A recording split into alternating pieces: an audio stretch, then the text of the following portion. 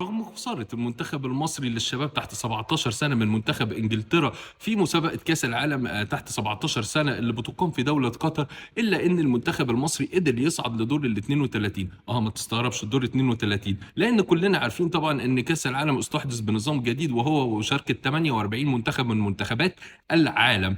يعني تقدر تقول كده إن كل بقى 12 مجموعة بيصعد منها أول وتاني، إلى جانب بيختاروا 8 منتخبات اللي هي بينتقوا منها احسن توالد. ومنتخب مصر في المجموعه دي صعد لاحسن توالد، وهنبدا صعد لدور ال 32 اللي هو اول مراحل خروج المغلوب. طبعا كل الشكر والتقدير للكابتن احمد الكاس اللي انتقى لعيبه جيده جدا جدا جدا.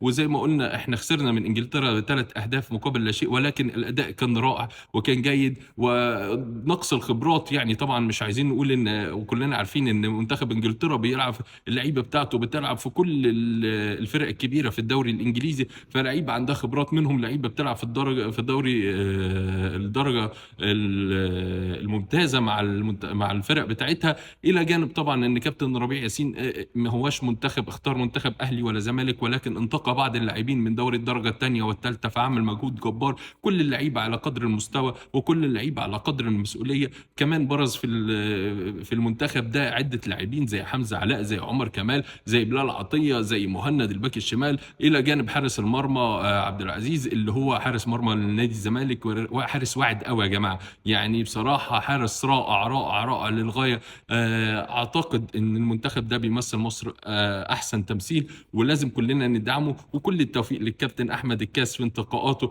بصراحه شابوه كابتن احمد الكاس، ان شاء الله اللعيبه دي هتكون نواه لمنتخب مصر الاول باذن الله.